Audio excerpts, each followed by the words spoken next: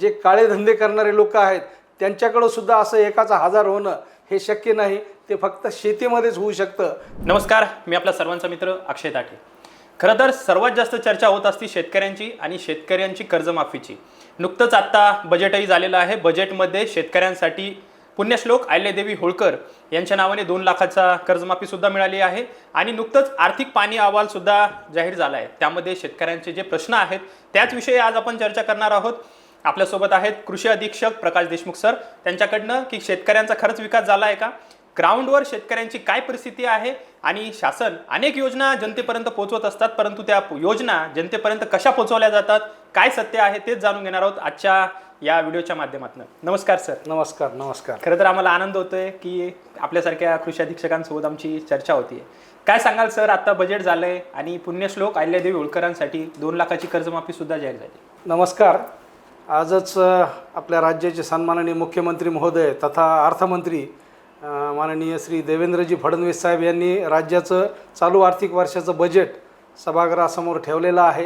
याच्यात सगळ्यात मोठा निर्णय आज जो त्यांनी घेतलेला आहे ग्रामीण भागासाठी किंवा शेतकऱ्यांसाठी, जो अनेक दिवस चर्चेमध्ये होता, तो आहे कर्जमाफीचा विषय.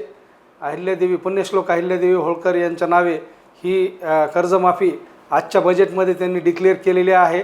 आणि कालच महाराष्ट्राचा आर्थिक पाहणी अहवाल हा सुद्धा प्रकाशित करण्यात आलेला होता. त्या आर्थिक पाहणी अहवालामध्ये एक प्रकर्षानं जाणवलेली गोष्ट आहे की आधीच आपल्याकडे म्हणजे महाराष्ट्राच्या एकूण अर्थव्यवस्थेमध्ये कृषी क्षेत्राचं योगदान सातत्यानं घटत आहे. आपल्याकडे 2च सेक्टर खूप मोठं योगदान महाराष्ट्राच्या अर्थव्यवस्थेमध्ये देतात. एक तर इंडस्ट्री आहे, औद्योगिकरण खूप चांगलं आहे आपल्या राज्यामध्ये, त्या सेक्टरचं एक योगदान मोठं आहे. आणि दुसरं योगदान आहे ते सेवा क्षेत्राचं. आणि ॲग्रिकल्चरचं योगदान याच्यामध्ये कसं वाढेल या दृष्टीनं केंद्र शासन असेल, राज्य शासन असेल, सातत्यानं प्रयत्न करतं. पण जे काही सध्या पर्यावरणीय बदल आहेत त्याच्यामुळं खूप मोठ्या प्रमाणावर शेती व्यवसाय अडचणीत येत चाललेला आहे. आता मागच्याच वर्षाचं उदाहरण घ्यायचं तर खरीप हंगाम 2025-26मध्ये खूप मोठ्या प्रमाणावर राज्यातल्या सगळ्याच जिल्ह्यांमध्ये अतिवृष्टी असेल, पूर असेल, अशा प्रकारच्या नैसर्गिक आपत्तींमुळं खूप मोठं नुकसान शेतकऱ्यांचं आणि शेतकऱ्यांच्या पिकाचं झालेलं आहे. आणि याला जोडून मग बाजारभाव जे आहेत ते सुद्धा कुठेतरी वेगवेगळ्या वावड्या उठतात मार्केटमध्ये की काहीतरी अमेरिकेबरोबर करार झाला आहे, त्याच्यामुळं जे मार्केटियर्स आहेत किंवा परचेस प्लेयर्स आहेत ते विनाकारण ते रेट खाली पाडणे आणि सगळ्याचा हे जो परिणाम होतो तो शेवटच्या घटकावर म्हणजे शेतकऱ्यांवर होतो. खूप कृषीसाठी लागणाऱ्या किंवा शेतीसाठी लागणाऱ्या सगळ्याच निविष्ठांच्या किमती अगदी गगनाला भिडलेल्या आहेत. उत्पादन खर्च खूप वाढलेला आहे आणि उत्पादन खर्च आणि मिळणारा भाव याच्यातून मिळणारा निव्वळ नफा याची तोंड मिळवणी शेतकऱ्यांची करणं दिवसेंदिवस अवघड होत चाललेलं आहे.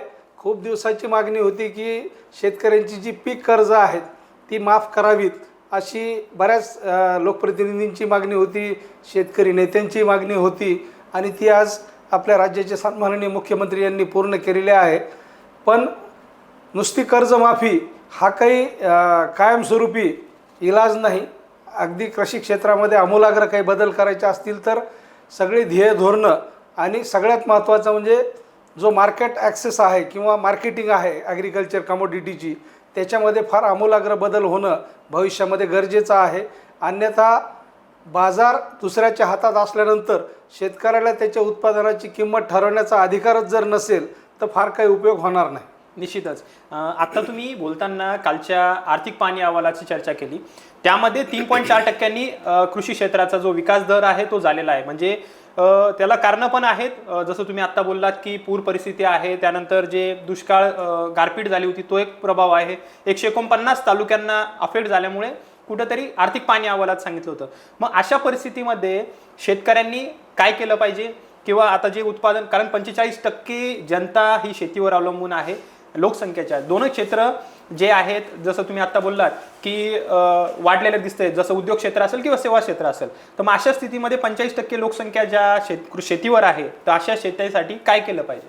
सगळ्यात महत्त्वाचं मी आत्ताच बोललो तुम्हाला की पर्यावरणीय बदल जे आहेत, वातावरणातले बदल आहेत ते प्रचंड वेगानं होत आहेत सध्या आणि संपूर्ण भारत देशच त्या ह्याला बळी पडतो आहे. आणि ते एका रात्रीत आपल्याला पूर्ववत करणंही शक्य नाही आणि पुढच्या कालावधीमध्ये हे बदल अजून वेगानं होण्याची शक्यता आहे. त्याच्यामध्ये बदल करणं आपल्या हातामध्ये नसल्यामुळं शेती क्षेत्रावर अवलंबून असलेल्या सर्व लोकसंख्येनं आता आपली शेती त्या हवामानाशी अनुकूल कशी करता येईल, त्याला फार चांगला शब्द आहे इंग्लिशमध्ये क्लायमेट रेझिलियंट ॲग्रिकल्चर, हा एक नवीन हे आहे आणि त्याच्यासाठी वेगवेगळी तंत्रज्ञानंसुद्धा आहेत.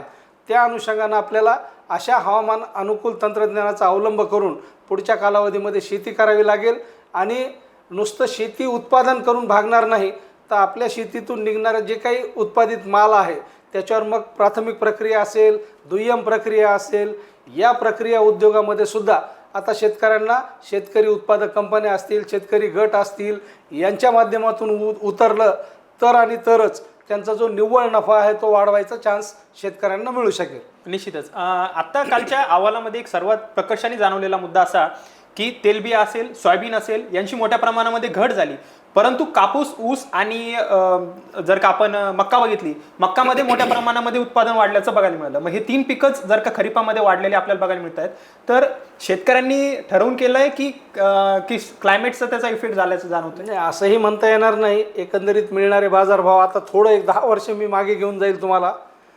आपल्या महाराष्ट्राचं सगळ्यात महत्त्वाचं पीक होतं कापूस, ज्याला आपण पांढरं सोनं म्हणायचो किंवा नगदी पीक म्हणायचो. त्याची उत्पादकता दिवसेंदिवस इतकी घटत चाललेली होती, शेतकरी याला काही पर्यायी पीक मिळतं का याच्या शोधामध्ये होते. सगळ्यात पहिल्यांदा अमरावती जिल्हा म्हणजे अमरावती डिव्हिजनमधले जे काही 5 जिल्हे आहेत, कापसामुळं शेतकरी इतके नागावले गेलेले होते की तिथं आत्महत्यांचं प्रमाण खूप प्रचंड वाढलेलं होतं. यवतमाळसारखा जिल्हा पूर्ण देश पातळीवर शेतकरी आत्महत्येमुळं बदनाम झालेला होता आणि आजही राज्य आपलं शेतकरी आत्महत्येच्या बाबतीत फार बदनाम राज्य आहे. त्याच्यामुळे या शेतकरी आत्महत्या का होतात याच्या मुळाशी जाण्याचा अनेक संशोधकांनी प्रयत्न केला आणि तो प्रयत्न करत असताना शेतकऱ्याला काहीतरी ठोस पीक पद्धती किंवा पिकांचा पर्याय देता येईल का या अनुषंगानं मग शेतकऱ्यांनीच हे सोयाबीन शोधून काढलं. सोयाबीन खरीपामध्ये आणि रब्बीमध्ये हरभरा या पद्धतीची पीक पद्धती पूर्ण अमरावती संभागातले पूर्ण 5 जिल्हे आणि मराठवाड्यामधले सुद्धा एक्सेप्ट छत्रपती संभाजीनगर आपला जिल्हा सोडला तर उर्वरित 7 जिल्ह्यामध्ये खरीपामधलं मेजर पीक आता नंबर 1चं पीक झालं सोयाबीन. आता त्या पिकाची अर्थव्यवस्था, त्याला लागणारा कालावधी, उत्पादन खर्च कापसाच्या तुलनेत निश्चित कमी आहे. बाजारभावसुद्धा बऱ्यापैकी मागच्या 4-5 वर्षामध्ये मिळतात कारण ते तेलबियाचं पीक आहे. उलट परिस्थिती छत्रपती संभाजीनगर जिल्ह्याची आहे की छत्रपती संभाजीनगरमध्ये 2 मुख्य पिकं आहेत. अजूनही 60% क्षेत्रावर कापूस हे पीक घेतलं जातं आणि 20% क्षेत्रावर मका हे पीक घेतलं जातं आणि उर्वरित जो 20% आहे ती खरीपातली सगळी पिकं आहेत. म्हणजे थोडक्यात जर हे मतितार्थ काढायचं म्हटलं तर परत एकदा शेतकरी मोनोक्रॉपिंगकडे कुठेतरी झुकल्यासारखा दिसतोय. जे विविधीकरण पाहिजे पीक पद्धतीमधलं तोच शेतकरी विसरून गेलेला आहे. मला आठवतं आमच्या लहानपणी आमच्याकडं सगळं राहायचं खरीपामध्ये. कापसामध्ये मूग राहायचा, उडीद राहायचा, तूर राहायची, रब्बीमध्ये जवस राहायचं, मोहरी राहायची, खरीपामध्ये तीळ राहायचा. पण आता ही सगळी पिकं आपल्या पीक पद्धतीमध्ये बाद करून फक्त 1 किंवा 2 पिकावरचं अवलंबित्व आपल्या महाराष्ट्राच्या ॲग्रिकल्चरचं वाढत जातं. आणि मागच्या वर्षी जी अतिवृष्टी झाली, मी तुम्हाला सांगितलं तसं मराठवाड्यातले 7 जिल्हे या अतिवृष्टीमध्ये सोयाबीन कंप्लीट नष्ट झाल्यासारखी परिस्थिती मराठवाड्यामध्ये आहे आणि फार मोठा आर्थिक फटका मराठवाड्यातल्या शेतकऱ्यांना या सोयाबीन पिकामुळं आणि ह्या नैसर्गिक आपत्तीमुळं बसलेला आहे. निश्चितच 48% सोयाबीनचं नुकसान झाले, 47% तेलबियांचं नुकसान झाले. कापूस तुम्ही आता बोलताना म्हणालात की कापूसचंही उत्पादन वाढलंय, परंतु मागे खूप मोठ्या प्रमाणात चर्चा होती आता जूनपर्यंत की कापूसचं क्षेत्र कमी झालंय. मग अचानक उत्पादन कसं वाढलंय, म्हणजे हा प्रश्न संशोधनाचा असं वाटतंय आम्हाला. नाही, उत्पादन वाढले म्हणण्यापेक्षा क्षेत्र कमी झाले हे बरोबर आहे तुमचं. उत्पादन वाढीमध्ये अनेक नवीन तंत्रज्ञान आहे, खतांचा वापर आहे, सूक्ष्म मूलद्रव्यांचा वापर आहे आणि आता अनेक शेतकरी पूर्वी मोकाट पद्धतीने कापसाला पाणी दिलं जायचं ते बदलून आता ठिबकच्या माध्यमातून किंवा तुषार सिंचनाच्या माध्यमातून कापसाची लागवड केली जाते आणि त्याच्यामुळे निश्चितच त्याची उत्पादकता वाढलेली दिसून येते. निश्चितच. सगळ्यात जास्त चर्चा होती योजनांवर. तर कृषी क्षेत्रातले आता तुम्ही अधिकारी आहात, अनेक योजना येतात, परंतु जनतेपर्यंत कशा पद्धतीने त्या पोहोचतात किंवा काय नेमकं सत्य आहे, काय सांगाल? योजना केंद्राच्या आणि राज्याच्या मिळून खूप मोठ्या योजना आहेत. मी योजना यातले घटक याला मी वस्तुरूप न देता ही प्रत्येक गोष्ट ही तंत्रज्ञानाची गोष्ट आहे. आम्ही आता प्रधानमंत्री कृषी सिंचाई योजनेच्या माध्यमातून ठिबक आणि तुषार जे सूक्ष्म सिंचनाचे घटक आहेत त्याचा लाभ देतो. हे सूक्ष्म सिंचन हे टेक्नॉलॉजी आहे, बरोबर आहे. आणि ही सगळी मराठवाड्यासारख्या कमी पाणी असलेल्या प्रदेशामध्ये याचा अवलंब 100% होणं गरजेचं आहे. पण अजूनही 20-22% वर हे याचं अवलंबित्व जात नाही. त्याला वाढवण्यासाठी या योजना वारंवार, आता माझ्या जिल्ह्यापुरतं बोलायचं झालं तर जवळपास 22% क्षेत्र संभाजीनगरचं हे ठिबक सिंचनाखाली आलेलं आहे. आणि अजूनही त्याला जवळपास 60-70% नेणे, म्हणजे ज्यांच्याकडे पाणी उपलब्ध आहे अशा शेतकऱ्यांपर्यंत पोहोचायचं असेल तर मला 60%पेक्षा जास्त अजून माझे जे शेतकरी आहेत त्यांच्यापर्यंत मला पोहोचायचं आहे. हे तंत्रज्ञान, असे वेगवेगळे तंत्रज्ञान आहेत. प्रक्रियेच्या अनुषंगानं सुद्धा शेतकरी गट असतील, शेतकरी उत्पादक कंपन्या असतील, मी तुम्हाला आत्ताच बोलल्याप्रमाणे आता शेतकऱ्यांनी स्वतः प्रक्रिया उद्योगामध्ये सुद्धा उतरणं गरजेचं आहे. नुसतं उत्पादन करून चालणार नाही. हे जे काही मधले व्हेंडर्स आहेत यातले प्रक्रिया उद्योजक दुसरेच आहेत ज्यांचा शेतीशी काहीही संबंध नाही. ते न करता स्वतः शेतकऱ्यांनीच प्रक्रियादार होणं पुढच्या कालावधीमध्ये गरजेचं आहे. आणि मी अगदी थोडक्यात सांगतो, कृषी विभागाची मी आता 35 वर्षाची सेवा झाली. मी माझ्याकडे आलेल्या शेतकऱ्यांना मी पहिल्यांदा विचारतो, तुम्हाला काय करायचं तुमच्या शेतामध्ये? तुम्ही काहीही ठरवा, मला शेतामध्ये हे करायचं आहे. त्याला विभागाच्या कोणत्या ना कोणत्या तरी योजनेचं पाठबळ सध्या आहे. त्याच्यामुळं योजना नाहीत अशातला भाग नाही. आणि 2021 पासून अजून सोपं केले. पूर्वी आमच्यावर आरोप व्हायचा की तोंड बघून लाभ दिला जातो, असंही काय राहिलेलं नाही. महाडीबीटी पोर्टल नावाचं एक पोर्टल राज्य शासनानं विकसित केलेलं आहे. आता कुठल्याही शेतकऱ्याला अर्ज घेऊन कुठल्या तरी कार्यालयात जाण्याची गरज नाही. त्या अर्जाला मंजुरी मिळवण्यासाठी 10 चक्रा मारणं हे अपेक्षित नाही. हे सगळं महाडीबीटी पोर्टलवर ऑनलाईन पद्धतीनं, अगदी अनुदान त्याच्या खात्यावर जमा होईपर्यंत ही सगळी प्रक्रिया ऑनलाईन पद्धतीनं होते. त्याच्यामुळं मोठ्या प्रमाणावर, आता माझ्या जिल्ह्यापुरतं बोलायचं झालं तर खूप मोठ्या प्रमाणावर अर्ज सगळ्याच योजनेमध्ये येतात.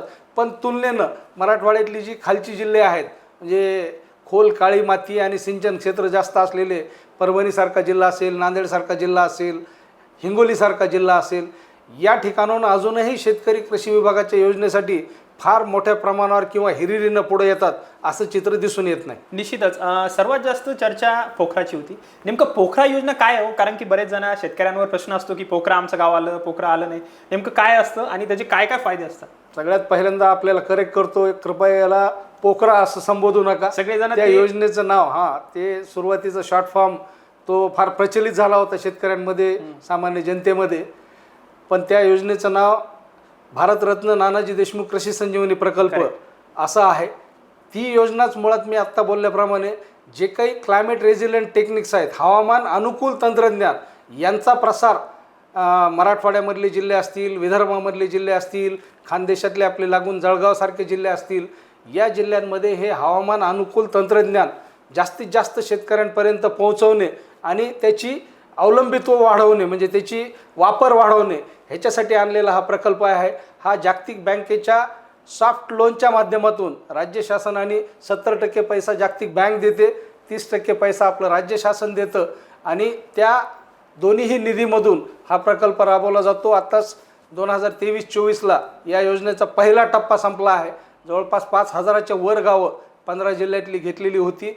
आणि दुसरा टप्पा आत्ता 1 जानेवारीपासून हे झालेलं आहे. या टप्प्यामध्ये परत नागपूर डिव्हिजनसुद्धा, म्हणजे जवळपास पूर्वीचे 15 जिल्हे सोडून अजून 6 जिल्हे याच्यामध्ये अंतर्भूत केलेले आहेत. आणि खूप मोठ्या पद्धतीनं या योजनेमध्ये वेगवेगळे घटक जे काही हवामान अनुकूल तंत्रज्ञान अवलंबित असताना शेतकऱ्यांच्या गरजेचे आहेत असे सगळे घटक या योजनेमध्ये आहेत. आणि खूप चांगला प्रतिसाद शेतकरी या माध्यमातून देत आहेत. आणि सगळ्या शेतकऱ्यांपर्यंत ही योजना पोहोचेल का तर नाही, कारण प्रकल्पासाठी जिल्हे निवडलेले आहेत, गावं निवडलेले आहेत. त्या गावांच्या मर्यादेतच ही योजना राबवली जाईल. आणि टप्प्याटप्प्यानं कदाचित उर्वरित गावांसाठी हा टप्पा संपल्यानंतर तिसरा टप्पासुद्धा येण्याची शक्यता नाकारता येत नाही. त्याचे फायदे काय काय असतात, म्हणजे काय काय लाभ शेतकऱ्यांना होतात? सगळ्याच योजना आहेत त्याच्यामध्ये. मी सांगितलं तसं तुम्हाला अगदी एंड टू एंड ज्याला लाभ म्हणतो ना, एखादा अल्प किंवा अत्यल्प भूधारक शेतकरी आहे, बरोबर आहे, त्याला सिंचनाची सुविधा निर्माण करायची असेल तर आमच्या नानाजी देशमुखमध्ये त्याला विहिरीचा लाभ देता येतो. अच्छा. विहिरीतलं पाणी उपसण्यासाठी त्याला इलेक्ट्रिक मोटरचा लाभ दिला जातो. ते शेतापर्यंत पोहोचवण्यासाठी पाईपलाईनचा लाभ दिला जातो. पाईपलाईनमधून निघालेलं पाणी परिणामकारकतेने किंवा चांगल्या एफिशियन्सीनं वापरावं म्हणून त्याला ठिबक तुषार सिंचन पद्धतीचा लाभ दिला जातो. त्याच्या क्रॉप डायव्हर्सिफिकेशन किंवा विविधीकरण होण्यासाठी त्याला जर नुसत्या शेत पिकावरच अवलंबित्व त्याचं कमी करायचं असेल तर काही कोरडवाहू फळबागा त्याला लागवड करायच्या असतील त्याच्यासाठी लाभ दिला जातो. अशा अनेकविध लाभ आणि याच्याबरोबरच मी सांगितल्याप्रमाणे शेतकरी गट आणि शेतकरी उत्पादक कंपन्या यांना जर काही प्रायमरी किंवा सेकंडरी प्रक्रिया करायच्या असेल तर असे सुद्धा अनेकविध लाभ या योजनेमध्ये. मग तुम्हाला डाळ प्रक्रिया युनिट टाकायचं असेल, ऑइल मिलचं युनिट टाकायचं असेल, दुधावर प्रक्रिया करणारे युनिट टाकायचे असतील, तुम्हाला जर ग्रामीण भागामध्ये साठवणुकीच्या सुविधा वाढवायच्या असतील त्याच्यासाठी गोडाऊनसारख्या स्कीम, अशा नानाविध स्कीम या प्रकल्पामध्ये अंतर्भूत आहेत. अनेक शेतकरी गट शेतीच्या माध्यमातून एकत्र येऊन चांगले चांगले उद्योग करतात. तर अशा शेतकऱ्यांसाठी काय काय योजना आहेत आणि कशा पद्धतीने गट शेती केल्या जाते? गट शेती ही वेगळी संकल्पना आहे, तशी पाहायला गेली तर फार काही रुजली नाही आहे राज्यामध्ये. पण आता शेतकरी उत्पादक कंपन्या आणि शेतकरी गटांच्या माध्यमातून छोटे छोटे का होईना गट पुढे यायला लागलेले आहेत आणि त्यांनाही आता समजलं की आता एकट्या दुकट्याने शेती करायचे दिवस राहिलेले नाहीत. त्याच्यामुळे एकत्रित आपण येऊयात आणि शासनाने मागच्या 5-6 वर्षापासून भूमिका बदललेली आहे. पूर्वी आपल्याकडं म्हटलं जायचं की पिकलं की ते विकलं जाईल कुठंतरी, पिकेल ते विकेल. पण ती राज्य शासनानं आता पद्धती बदलली. काय विकतंय मार्केटमध्ये त्याचा शोध घ्या आणि त्या पद्धतीनं त्याचं उत्पादन करा. अशा पद्धतीनं संकल्पना बदलल्यामुळं असे अनेक शेतकरी उत्पादक गट मग ते फुलशेतीमध्ये येत आहेत, संरक्षित शेतीमध्ये येत आहेत, प्रक्रिया उद्योगामध्ये येत आहेत आणि खूप चांगल्या पद्धतीनं कामकाज या मागच्या 5-6 वर्षामध्ये राज्यभरामध्ये हे सुरू झालेलं आहे. आपण नेहमीच म्हणतो की पश्चिम महाराष्ट्र आपल्यापेक्षा फार पुढं आहे ॲग्रिकल्चर किंवा इतर कुठल्याही क्षेत्रामध्ये. पण नक्कीच आपल्या छत्रपती संभाजीनगरसारखा जिल्हा असेल, जालन्यासारखा जिल्हा असेल, आपले लातूर उस्मानाबाद सारखे जिल्हे असतील, जे DPAP झोन आहेत, आवर्षण प्रवण क्षेत्रात येणारे हे जिल्हे आहेत, या क्षेत्रामध्ये सुद्धा शेतकरी गटांच्या आणि शेतकरी उत्पादक कंपन्यांच्या माध्यमातून खूप चांगले उद्योग शेतकऱ्यांनी स्वतः उभे केलेले आहेत. अनेक तरुण शेतकरी तंत्रज्ञानाचा वापर करताना आपल्याला बघायला मिळत आहेत. ड्रोन असेल, त्याच्यानंतर अनेक यंत्रसामुग्रीचाही वापर करत आहेत. अशा तरुणांसाठी काही योजना आहेत का किंवा कशा पद्धतीने या तंत्रज्ञानाचं प्रमोशन आपल्याकडनं होतं? अतिशय चांगला प्रश्न विचारला तुम्ही. तरुण पिढी एकतर काय म्हणायचं त्याला, बळजबरीने म्हणा किंवा कशामुळे तरी म्हणा, शेती क्षेत्रामध्ये आहेत, चांगले उच्च शिक्षित झालेत, ग्रॅज्युएट आहेत, पोस्ट ग्रॅज्युएट आहेत, पण त्यांना नोकऱ्या उपलब्ध नाहीत. त्याच्यामुळं ते शेती क्षेत्राकडे आलेले आहेत आणि त्यांना त्यांच्या वाडवडिलांनी केलेली पारंपरिक शेती करण्यामध्ये त्यांचा बिलकुल इंटरेस्ट नाही. त्यांना काहीतरी आधुनिक तंत्रज्ञान वापरून शेती करण्याचा मानस त्यांचा आहे. त्यांच्यासाठी अनेकविध योजना मी आत्ताच तुम्हाला सांगितलं की संरक्षित शेती म्हणजे शेडनेट आणि पॉली हाऊसमध्ये कमी क्षेत्रावर कमी कालावधीमध्ये जास्तीत जास्त उत्पादन आणि ते पण अतिशय गुणवत्तापूर्ण उत्पादन काढण्यासाठी खूप चांगलं काम या संभाजीनगर जिल्ह्यामध्ये झालेलं आहे. DPAP ब्लॉक अत्यंत कमी, मराठवाड्यामध्ये सगळ्यात कमी पाऊस असलेला आपला एक तालुका आहे. वैजापूर तालुक्यामध्ये अनेक तरुण मुलं 2021 आपल्याकडं कोविडचा फार मोठा प्रादुर्भाव झालेला होता. त्यावेळेस अनेक तरुण मुलांच्या नोकऱ्या इंडस्ट्रियल एरियामध्ये जे काम करत होते ते शटडाऊन झाल्यामुळं ते सगळी गावाकडे आलेली होती आणि त्यांनी या शेडनेटच्या माध्यमातून इतकं चांगलं नेटवर्क उभारले की त्या तालुक्यामध्ये आता जवळपास 500 ते 600 मुलं, 9 तरुण असे आहेत की ज्यांचं मागच्या 5-6 वर्षामधल्या शेडनेटमधल्या उत्पादनातून त्यांचं बँक बॅलन्स आज मिनिमम 50 लाख रुपये आहे. असे 500 ते 600 मुलं ते एका तालुक्यात आहेत. अशा तंत्रज्ञानाचा अवलंब काही तरुण मुलं आता डाळ मिलसारखा उद्योग करतायत, ऑइल मिलसारखा उद्योग करतायत. आपल्याकडं प्रधानमंत्री सूक्ष्म अन्न प्रक्रिया उद्योगामधून सुद्धा अनेक तरुण मुलांनी दुधावरच्या प्रक्रिया उद्योग खूप चांगले केलेले आहेत. बेकरी उद्योग खूप चांगल्या पद्धतीनं आपल्याकडं होऊ शकतो. प्रत्येक गावामध्ये आता कसं आहे, सगळे सेलिब्रेशन मूडमध्ये असतात. सोशल मीडियामुळे अगदी ग्रामीण भागामध्ये अवतावरचा गडीसुद्धा आता वाढदिवस साजरा करायला लागलेला आहे. त्याला जो लागणारा केक आहे ती त्या गावची गरज आहे, ग्राहक आहे त्याच्यासाठी. मग का तरुण मुलांनी अशा क्षेत्रामध्ये उतरू नये? अशा अनेक नानाविध अन्न प्रक्रियेचे उद्योग तरुण मुलांसाठी उपलब्ध आहेत आणि त्या प्रत्येक उद्योगासाठी लागणारे जे काही अर्थसहाय्य आहे किंवा पाठबळ आहे ते कृषी विभागामार्फत पुरवलं जातं. अनेकदा चर्चा सेंद्रिय शेतीची होती.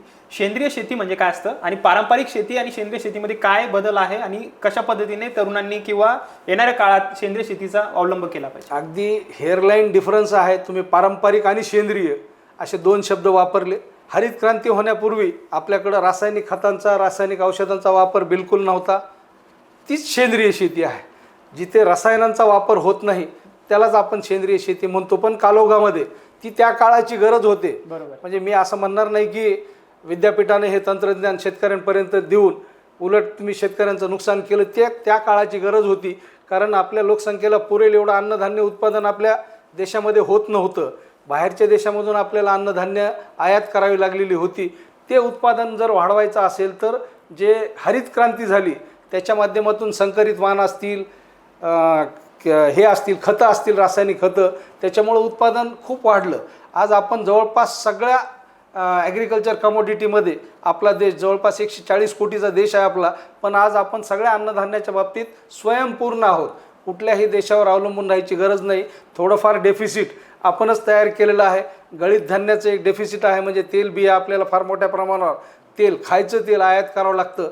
ते जर आपल्या पीक पद्धतीमध्ये आणलं तर ते होऊ शकतं. सेंद्रिय शेती शब्द खूप चांगला आहे. शहरामधले लोक ज्यांच्या खिशामध्ये 2 पैसे आहेत अशी लोक आता डिमांडही करायला लागलेली आहेत. सेंद्रिय पदार्थ त्यांना पाहिजेत. कारण त्या रसायनामुळं त्यांच्या शारीरिक परिणाम व्हायले. तुम्हाला माहिती आहे की प्रत्येक, आता जर पाहिलं तर प्रत्येक 10 व्यक्तीच्या मागे किमान 3 कॅन्सर पेशंट आपल्याला कुठेही, ग्रामीण भागात असो शहरी भागात असो, तो त्याचाच परिपाक आहे. सेंद्रिय पदार्थ फार मोठ्या प्रमाणावर अन्नाच्या माध्यमातून आपल्या शरीरात चाललेले आहेत. त्याला कुठंतरी आता कमी करावं लागेल. याच्यासाठी परत एकदा आपल्याला मागे वळून पहा. या संकल्पनेप्रमाणे आपल्या पारंपरिक किंवा सेंद्रिय शेतीकडं वळणं गरजेचं आहे. आणि तो या काळाची गरज आहे. आम्हाला आमची शेतकरी मेहनत करायला कमी नाही आहेत, मेहनत करतायत, उत्पादन सुद्धा करतायत, परंतु बाजारभाव आणि विकण्याची क्षमता त्यांच्यात नाही आहे. तर अशा वेळी बाजारभावाशी सामना करताना कशा पद्धतीने त्यांनी एक उद्योजक व्हायला, म्हणजे स्वतःचा माल कशा पद्धतीने विकला पाहिजे यासाठी काय सांगाल? मी आत्ताच तुम्हाला दोन्ही तिन्ही प्रश्नाच्या उत्तरामध्ये म्हणलं की आता शेतकऱ्यांनी खरं म्हणजे फक्त शेतीमाल उत्पादक न राहता उद्योजक कसं होता येईल, त्याला स्वतःच्या उत्पादनाचं मार्केटिंग करण्याचं स्किलसुद्धा शेतकऱ्यांना आत्मसात करावं लागेल. कारण मार्केटमध्ये जे काही प्रोसेसिंग होतं त्याच्यामध्ये जर पाहिलं तर आपण 95% लोक ही शेती नसणाऱ्या क्षेत्रातली लोक आहेत. म्हणजे साधे पापड उद्योगसुद्धा एखाद्या शेतकऱ्याचा का नसू नये, त्याच्याकडं उडीद उत्पादन होतं, तेल उत्पादन हा उद्योग एखाद्या शेतकऱ्याचा का असू नये किंवा शेतकरी उत्पादक कंपन्याचा का असू नये, पण ते उद्योजक बाहेरचेच आहेत कोणीतरी. असे नानाविध कृषीवर प्रक्रिया करणाऱ्या उद्योगांमध्ये जोपर्यंत शेतकरी उत्पादक कंपन्यांच्या माध्यमातून किंवा गटाच्या माध्यमातून येणार नाहीत तोपर्यंत त्यांचं अवलंबित्व हे बाहेरच्या मार्केटवर, आणि मार्केट काय डिमांड करतं याच्यावर अवलंबून आहे. अनेक फॅक्टर्स आहेत त्याच्यामध्ये. शासनाची धोरणं आहेत, शेतकऱ्यांची एक कल्ली पद्धतीची पीक पद्धती आहे. अशा अनेक कारणामुळं शेतकरी कुठंतरी मार्केटमध्ये नागावला जातो. त्याच्यामुळं त्यानं प्रक्रियादार आणि उद्योजक हे दोन्हीही शेतकऱ्यांनीच होणं पुढच्या काळाची गरज राहील. खरं तर चर्चा खूप मोठी आहे, न थांबणारी आहे. जाता जाता शेतकरी तरुणांना काय सांगाल? कारण की लग्नाचाही प्रश्न खूप गंभीर आहे. अनेक मुलांचे लग्न होत नाहीये, शेतकरी तरुणांना मुली देत नाहीये. अशा वेळी शेतकऱ्यांनी उद्योजक होण्यासाठी किंवा आता जसं तुम्ही एवढ्या योजना सांगितल्या, या योजनेचा फायदा शेतकरी पोरांनी कशा पद्धतीने घेतला पाहिजे, यासाठी शेतकरी तरुणांना, शेतकऱ्यांना काय संदेश असेल? नक्कीच गंभीर प्रश्न ग्रामीण भागामध्ये आहे खूप मोठ्या पद्धतीनं. आणि आता कोणालाच, म्हणजे कुठल्याच मुलीच्या बापाला शेतकरी मुलाला त्यांची मुलगी द्यायची नाही. अगदी ग्रॅज्युएट, पोस्ट ग्रॅज्युएट झालेला मुलगा असला आणि तो शेती करतोय म्हटलं की ते लगेच बाजूला सरकतात. पण त्यांना एक ठोस पर्याय तुम्ही खूप चांगल्या पद्धतीनं, जर ही तरुण मुलं जी शिकलेली आहेत, आणि पूर्वी कसं असायचं, घरात 4 भाऊ असले आणि त्यातले 2 शिकले आणि 2 अशिक्षित असले, म्हणजे शिकले नाहीत, त्यांना हे 2 जणांना शेतीकडे काढा अशी संकल्पना होती. पण आता शेती क्षेत्रामध्ये उलट शिक्षित झालेल्या तरुणांनी येणं गरजेचं आहे. तेच ते तंत्रज्ञान शिकू शकतील आणि आत्मसात करू शकतील. असे अनेकविध तंत्रज्ञानं आता ॲग्रिकल्चर सेक्टरमध्ये किंवा कृषी क्षेत्रामध्ये आहेत. तरुण मुलांनी निराश होण्याची गरज नाही. मानसिकता बदलायला वेळ लागेल. तुम्ही जो आत्ता प्रश्न उपस्थित केला, ती मानसिकता बदलायला वेळ लागेल. पण पश्चिम महाराष्ट्रामध्ये आपल्याकडं ही मानसिकता नाही आहे. ही मानसिकता आपले निजाम स्टेटमधले जे हे आहेत, म्हणजे मराठवाडा असेल, विदर्भाचा पार्ट असेल, तिथंच ही मानसिकता आहे. आणि तरुण मुलंसुद्धा फक्त नोकरीच पाहिजे या अपेक्षेपोटी ते शेतीमध्ये यायला तयार नाहीत. त्यांना पर्याय नाही. पुढच्या कालावधीमध्ये फार मोठ्या प्रमाणावर सरकारी क्षेत्रात असतील किंवा खाजगी क्षेत्रामध्ये असतील अशा नोकऱ्या उपलब्ध होतील अशी परिस्थिती आपल्या राज्यामध्ये नाही. त्यांना अपरिहार्यता म्हणा किंवा काय म्हणा, पण त्यांना शेतीमध्येच यायचं आहे.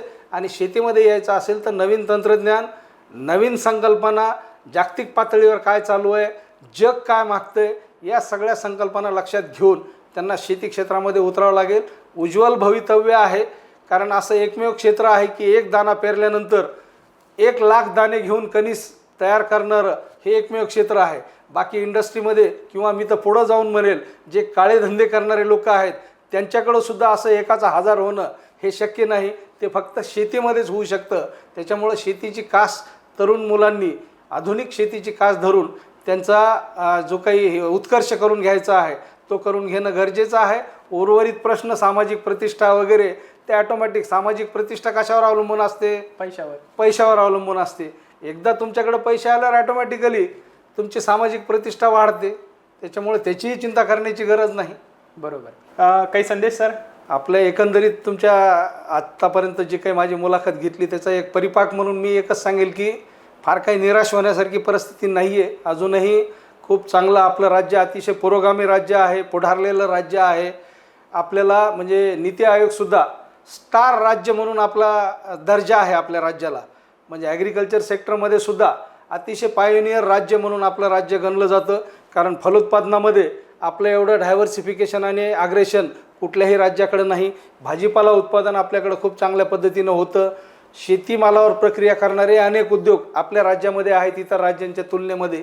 त्याच्यामुळं फार काही निराश होण्याची गरज नाही. पुढच्या कालावधीमध्ये फक्त आपल्याला आपला ट्रॅक बदलावा लागेल, मोड बदलावा लागेल. नक्कीच महाराष्ट्रातला आणि महाराष्ट्रातल्या नवतरुण मुलांना शेती क्षेत्रामध्ये खूप उज्ज्वल असं भवितव्य आहे. त्याच्यामुळं नक्कीच आपण या क्षेत्राकडे वळाल एवढीच आशावाद व्यक्त करतो. निश्चितच. खरं तर खूप चांगल्या पद्धतीने सरांनी मार्गदर्शन केलं आहे. तरुणांनी सुद्धा शेतीमधनं उद्योजक होऊ शकतात. अनेक शेतकरी तरुणांचंही सरांनी वैजापूर तालुक्याचं उदाहरण दिलं आहे की अनेक शेतकऱ्यांनी त्यांचे आयुष्य बदललेलं आहे.